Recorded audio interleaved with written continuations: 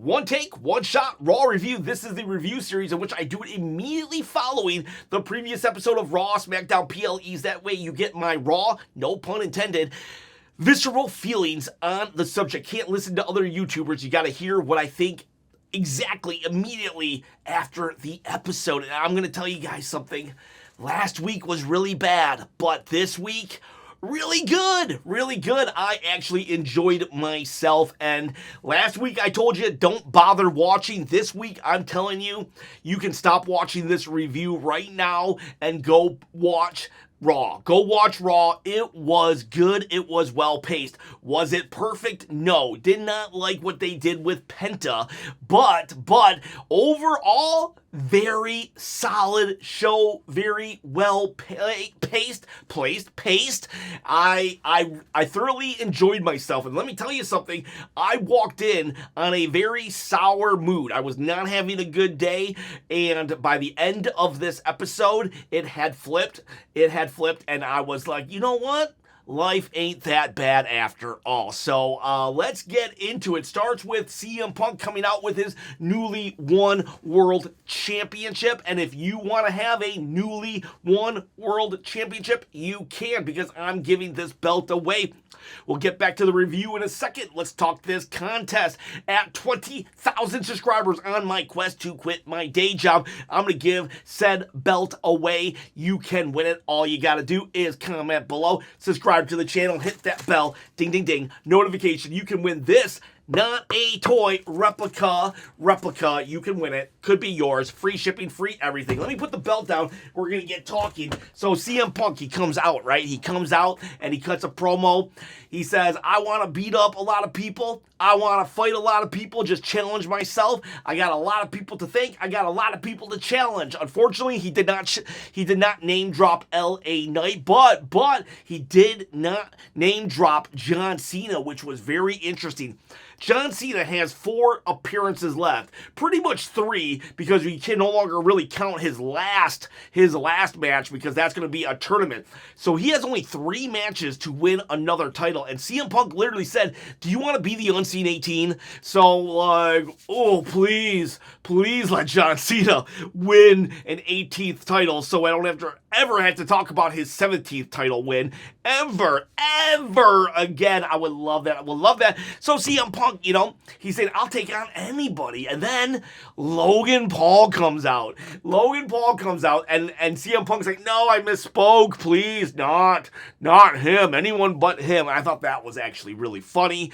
But Logan Paul's like, you said you would take on anybody. But then the Brawns come out, and the Brawns are like, you better leave. You better leave right now, Logan Paul, because we're coming to beat him up. And so eventually Logan Paul will kind of exit, but when he exits, Bron Breaker bullies him and pushes him down. Right? He pushes him down, and then the Brawns get in the ring and fight CM Punk, and they're beating him down. But Logan Paul gets in because he got pushed down. He was going to leave, but they wouldn't let him. So Logan Paul sneaks back in the ring and starts helping CM Punk. At first, I'm like, oh, no. I don't want a face turn. Logan Paul. We already tried that. He's not a good face. I know people don't like Logan Paul for not personal reasons, but for Logan Paul's personal history, his real life outside of WWE history. And if that's the reason why you don't want to like him, that's totally fine. You do you. I actually I've never really studied the Logan Paul person. I actually only really know him from WWE. I mean, I've heard of him before, and I knew about what happened in Japan, but like, honestly, I don't really know much about him. But regardless, I'm sure everybody's going to run to the comment section to tell me how much of a horrible human he is. And you know what? Go for it. But that said, I do not like him as a babyface. He says these really cheesy burns like, you snooze, you lose, bucko. You need some pep in your step. When he says it as a heel, it's like, God, I want to punch him. God, I want to punch him in his face for that. But as a face, if he said that, it's like, God, I want to punch him. God, I want to punch him in his face. But the thing is, as a heel, punching him in his face, wanting to, is good. As a face, not so much. So, like, I'm very happy that, well, I wasn't happy at first. I'm like, oh, God, please don't turn him to a baby face. CM Punk will then go out and get a chair, the kryptonite of the Brawns, and chase them off. We'll talk the whole thing in a minute, but let's just get the major segment out of the way, because if you just want to talk the major segment, then we can talk the major segment right now. CM Punk will meet up with Jey Uso later. Jey will be like, hey man, I really appreciate us going one-on-one. And it seemed like Jey was going to turn heel. It really, really seemed like Jey was going to turn heel. And he says, let's have a match later. Everybody's in my ear. Let's just, me and you go out there, have a match with the Brawns. Paul Heyman will even go to Jey and be like, hey man, you've been always my favorite. You were always my favorite Bloodline member. Man, I got itch. Something bit me right here. I don't know what it was. Oh man, what if I'm a vampire? What if a vampire bit me? Nah, I don't remember a vampire biting me. Ooh, what if it was a spider and I'm gonna have some webbing tomorrow? I got bit by a radioactive spider. Spider-Man does whatever a spider can. Spins a web any size, catches thieves just like flies. Look out! Here comes the Spider-Man. Sorry, once I get started, gotta finish that song. Finish your story. So, anyway, sorry, ADHD sometimes goes a little more rampant than other times. So, we then go, where was I? Keys. The match at the end. So, Jey Uso and Paul Heyman, they're talking, and it's like, okay. At that point, I started thinking maybe Jay's not going heel. Jay then will have a match, him and CM Punk. They team up against the Brawns. It was a decent match. It was a whatever match. But the weird thing is that it was a double countout. A double countout on a tag team match with no stakes whatsoever. Weird.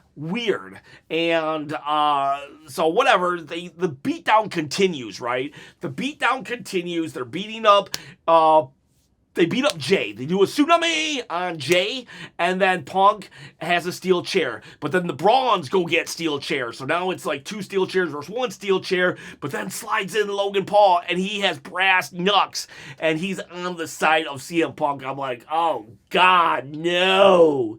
No, not face Logan Paul. They're doing it. This is gross. I don't want that. On so many levels, in all of the multiverse, Logan Paul as a babyface just doesn't work. It is just a constant throughout all the entire multiverse.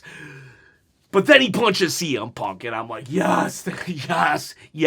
He brass knuck punched CM Punk, and then Paul Heyman's like, wait, don't. So this was not planned. This was not some grand master plan. And then he takes off the brass knucks. He hands them to Paul Heyman, and it's like, Paul Heyman starts laughing. So now we got the Brawns and we got the Pauls. Logan Paul, Paul Heyman, and it goes off the air with seemingly Logan Paul joining the Vision. If we do Logan Paul and Bronson Reed, as TTJC said in the live chat, as like a tag team, that's going to be amazing and awesome. But if suddenly Logan Paul gets to become the number 1 contender and Bron Breaker allows it, that's going to suck. So this is an interesting development. I don't hate it, but we can't. Like, I get it. I get what they're trying to do, what Triple H is doing. It's like, he had a storyline in place, and they needed, if he just put somebody instead of Seth Rollins, but you insert someone else, like a Logan Paul, well, then almost the entire story can be intact. What his plans were to WrestleMania or whatever they were. Problem is, at this point, Bron Breakker shouldn't let anyone jump the line in front of him. Bron Breakker should be like, me now, me. So, like, I'm totally cool with Logan Paul in the Vision, but he has to, like, Bron Breakker has to still be like, just me. The only one, maybe kind of sort of, that I could see Braun listening to would be maybe Drew McIntyre. Drew McIntyre might be the only guy that could get him under control again and be the a statesman for the head guy, the head villain. But that's not gonna happen. That's definitely not gonna happen. So we gotta not let Bron Breaker allow Logan Paul to get in front of him. Logan Paul can't be the leader of the Vision. It has to be Bron Breaker here with this dynamic. So I don't hate the idea right this second, but I could easily hate the idea if suddenly Logan Paul becomes the front man. Does that make sense? And I don't even mind Logan Paul being in the Vision, but that's what we ended on. Woo! Thank God we did not turn Logan Paul face. Then I would jump on that bandwagon and just hate Logan Paul as a face. Now you hate Logan Paul like a heel.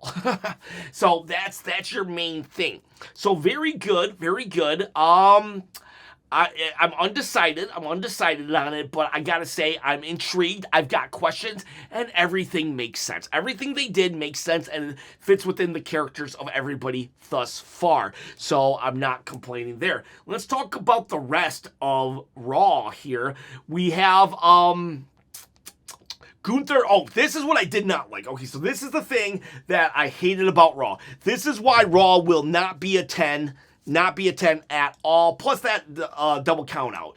The double count out and this event that I'm about to speak completely didn't ruin Raw for me because I still very much enjoyed it, but it was stupid. I don't like it. Penta, I like Penta. Look, Ciro Mieto. See, I like him. But I don't like that Penta can beat up 3 guys at once. Like, straight up. He did it with the New Day. And nope, not cool. And now he's doing it with the Grande Americanos. You got Grande Americano Senior and the other two, Rio and Bravo or something? I'm not sure. I forget their names. I apologize. I know they've been around since the 80s or 70s, and I should know their names by now, but I apologize. But it's like they cheated. They cheated to win, and they still lost. And they were like, there's 3 of them. 3 people on Penta. I just don't understand how Penta can overcome those odds. Like when it's 2 people, maybe kind of sorta, but 3? I'm sorry. It's like if we're done with Grande Americano, can we just tell him to go back to Mexico and just be done instead of jobbing him out? I know he's a legend and legends on the way out are supposed to job out to people, but it feels like he has so much more to offer to like AAA or something, so I don't think we need to retire him just yet and job him out. The Grande Americano's gimmick is great. It's awesome. It's amazing. And I would love to see, I wouldn't even mind if Grande lost to Penta. Penta's he's cool. Ciro Mieto, remember I said that? I like Penta, but I don't like him 3-on-1. If Sami Zayn did that to the MFTs, which he did, and I hated, and I spoke out against, then I gotta speak out against Penta for doing the same to the New Day and Grande Americanos. That's not cool. Don't like it. We don't need to build these super baby faces. We turn on super baby faces. So please, let's not let that happen again. It's okay for Penta to win, just not against 3 people. Rusev cut an amazing promo tonight. Rusev cut a really good promo. Unfortunately, it was off camera, and he basically said, "I might have to look in my past to build my future." Saying, "What if I'm in the tournament to fight John Cena?" And it turns out he was. The tumbler that you pick out the numbers for the Royal Rumble. They brought it back tonight. Kind of cool. Love that. So old school, so awesome. And Rusev versus Damian Priest next week for the right to fight John Cena, and Sheamus versus Shinsuke Nakamura. So those are interesting lineups. Shinsuke and Sheamus have victories over John Cena, and so does Rusev, actually. And then we also have Damian Priest, who did fight John Cena at Elimination Chamber this year, but they did not. Damian Priest does not have a win, so that's gonna be interesting. That's gonna be cool. I like those matchups right there. we have, let's see, what else? Ooh, Dom comes out. Dom saying how he's the greatest luchador of all time. And then Rey Mysterio comes out. And Rey says, you can say whatever you want about me, but don't say anything about your dad, or don't say anything about what, are you better than Blue Demon? Yeah, Dominik says. Are you better than Eddie Guerrero? And then Dom says, don't put your my father's name in your mouth, which is hilarious, and a callback to, what was it, 2005, 2007 SummerSlam, where Eddie Guerrero and Rey Mysterio fought for the custody of Dominik Mysterio. I'll tell you what, that was peak WWE back then. So good, so goofy, so crazy. But they just go. I think this was planting seeds of Rey Mysterio's like eventual retirement, because he's like, as long as I'm around, I won't let you say you're the greatest luchador. So maybe he doesn't need to be around any longer. Dom did have a funny line saying, "You just want a BB, you're copying my mustache and everything." So good stuff right here. It does end where Dom tries to hit Rey, and Rey will pretty much, I think he got a 619 on him, or Dom got out of the situation. He got out of the situation, ran away. And the key point here is, though, while eventually they started cheering more for Rey, they were very much so on the side of Dominik Mysterio. It was like, when Dom was talking, they were cheering him and booing Rey. When Rey was talking, they were cheering him, but never so much booing Dom. So I do believe that it is here. It is time. Dom is pretty much a babyface without being called a babyface.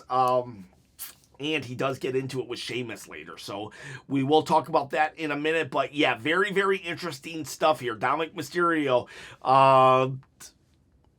not even Rey, the ultimate good guy, could like sway the crowd to boo Dominik. They never fully booed him, except for here and there. Stephanie Vakir and Nikki Bella will have a match against Raquel Rodriguez and Roxanne Perez. I really thought, I was like, well, Roxanne Perez won last week, therefore she has to lose this week. But no, they didn't. Roxanne Perez and Raquel Rodriguez won, and they pinned Nikki Bella. I think this was the right call, because Raquel and Roxanne are a well-oiled machine. They are a tag team, while Nikki Bella and Stephanie are two singles wrestlers. I like when the tag team can beat them, even though Stephanie is the champion. Later, Nikki will come up to Bella and be like, no, Bella comes up to Nikki and be like, man, I lost. I'm starting to doubt myself. And I like that Nikki is having doubts, but then Stephanie's like, no, you're so good. I love you. You're the best. You're Nikki Bella. Oh, thanks. I needed that. And then they kind of go off. So I like Nikki having doubts. This could either lead to a heel turn or some character development. So good stuff there. What else we got?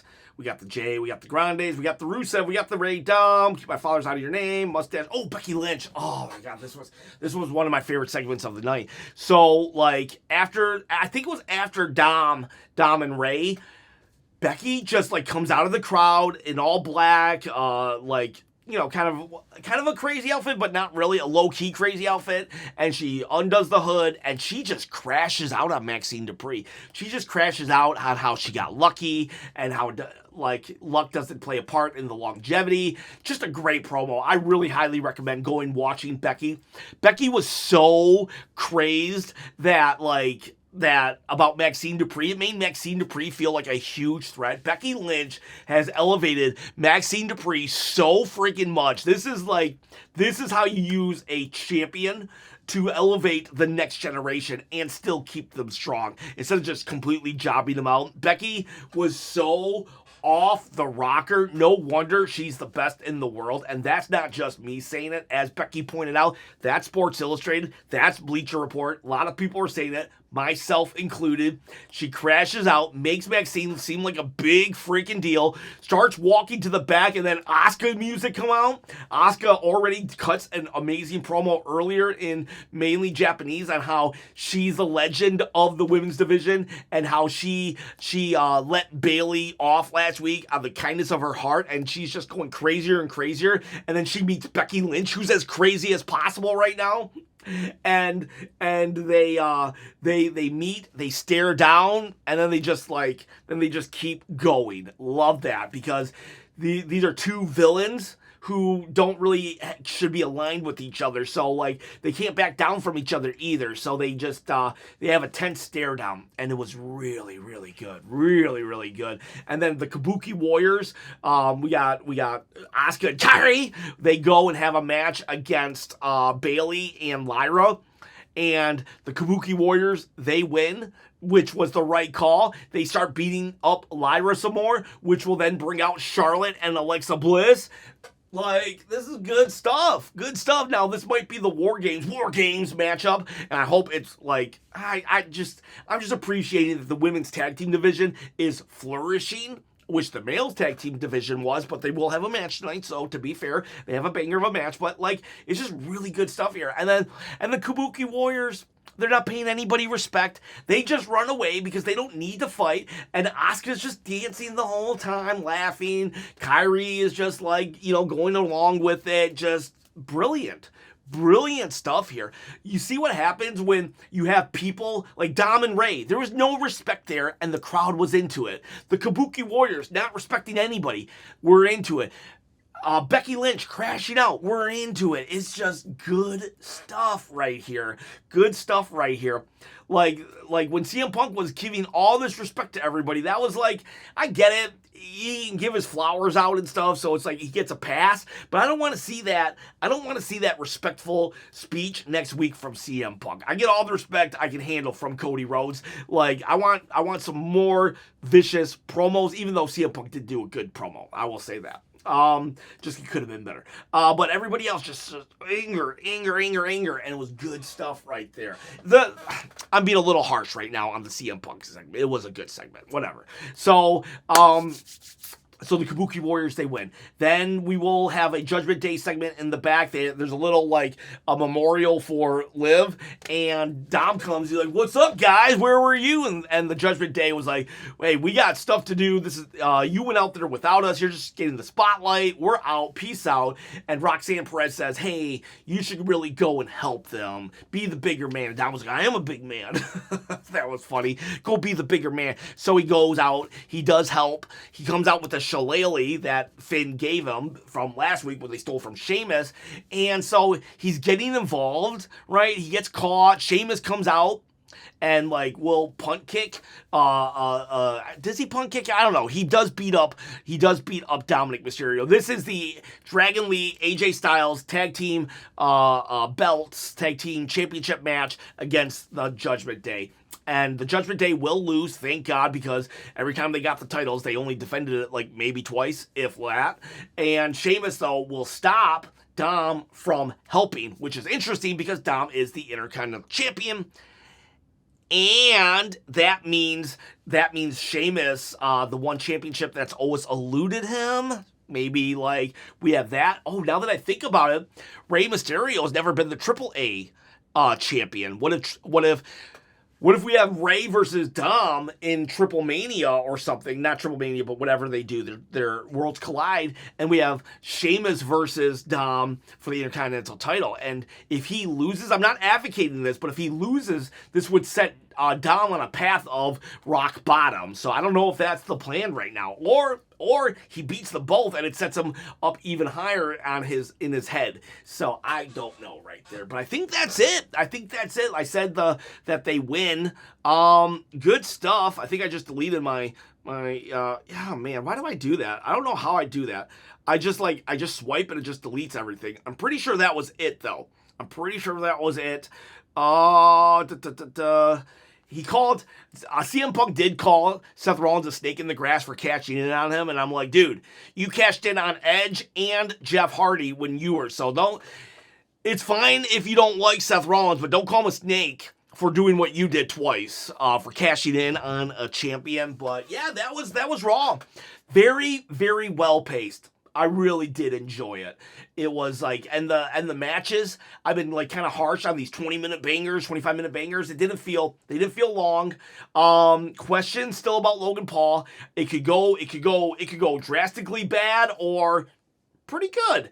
And the Penta stuff, like, stop that. I'm gonna give this 1, 2, 3, 4, 5, 6, 7, 8. I'm going to give it high 8, low 9. High 8, low 9 chops. Definitely go watch it. Really good stuff. Definitely the Becky Lynch stuff, too. Oh, this was... Thank you, ChatGPT for this. I walked in a sour mood, and I walked out sweet mood, in a sweet mood, opposite of sour. All right, boys, all right, girls, appreciate every single one of you. Have a good night. Go leave a hot take. See you, bye. Oh, 10 yawns. 10 yawns. No, 11 yawns. 11 yawns. Yeah, so there you go. Bye.